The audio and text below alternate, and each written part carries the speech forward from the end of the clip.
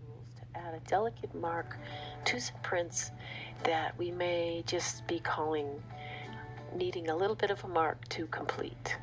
So what you do is you put a thin layer of ink on the plate somewhere. I think the top is actually better than where I've put it right here. And what you're doing is you're using the plate to ink your tools. The malleability of the plate helps to ink those rigid tools a little easier and gives you a nicer impression. The other thing is you want to test your mark first, and you want to use your framing mat. So here I've laid my mark in a weird spot, so it's hard to use the framing mat even to test it. And the reason for using the framing mat is it's going to keep your edges clean. Remember how the plate can look clean and you can have cleaned it, but there's always this tiniest bit of plate ink on there that will create a mark on your print. So I would lay your ink up at the top and use the lower half of your plate for printing, and you should be able to easily get your framing mat on there. So I tested my impression on a background that I hadn't printed on yet. And the other thing that's important when doing this is to really understand the flipping nature of your impression. So I am constantly looking at the print and flipping it upside down and saying, okay, if I put the impression on the right, then the print will be on the left. And I just use my eyes to keep reminding myself of that. And even though I do it, I seem to forget sometimes too. Here what I'm showing you is you may want to directly try stamping onto the print with your stamping tool. This should show you why I like to use the gelatin plate, because you usually get a dry, uneven, inky impression when you try to stamp directly onto the print, rather than stamp onto the plate and then use the plate to transfer the impression to your print. So try it and see.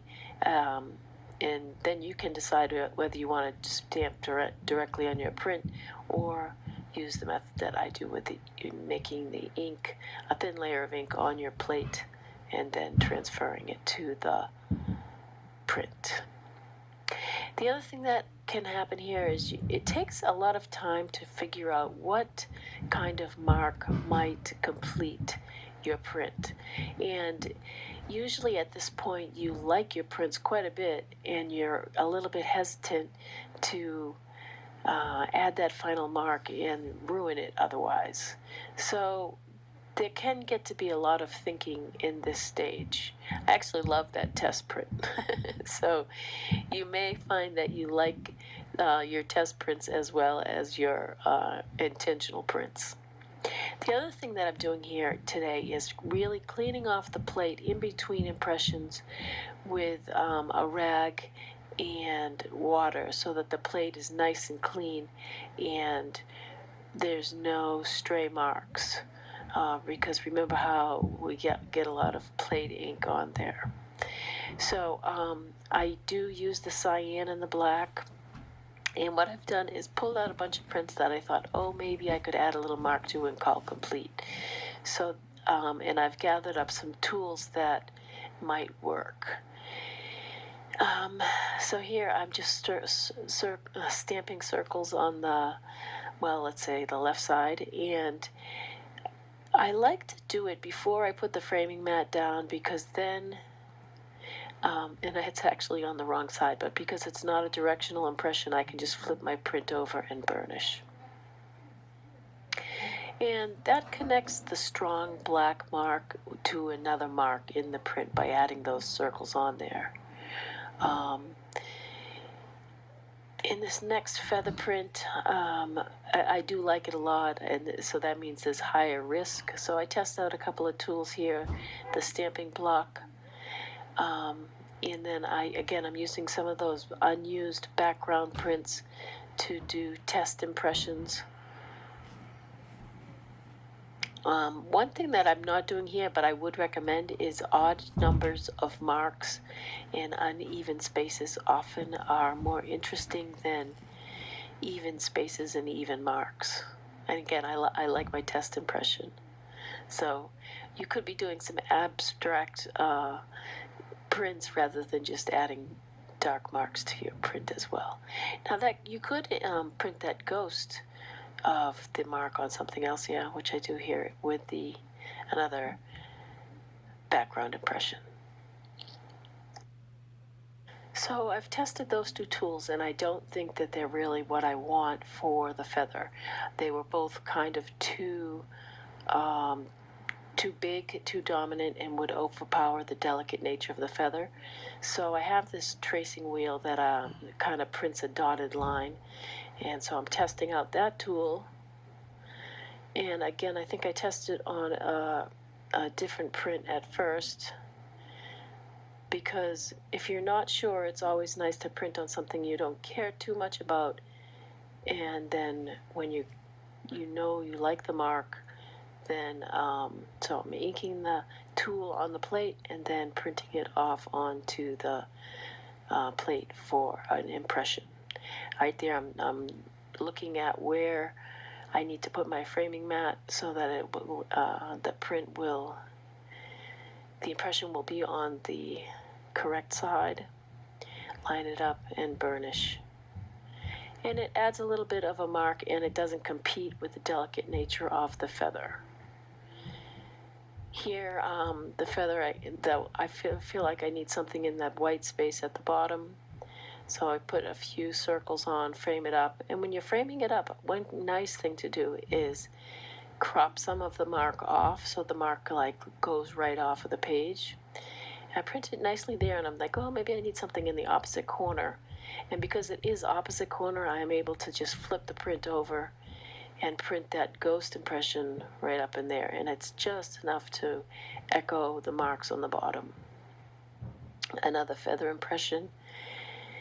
So I've got another circular stamping tool. I lay down some impressions on the plate. Again, think about leaving uneven spaces, uneven marks, and if you can, frame it up so that it goes outside the edge of the framing mat. Do a test print on some other paper, and I bet you'll find you love your test prints as much as you do your actual prints.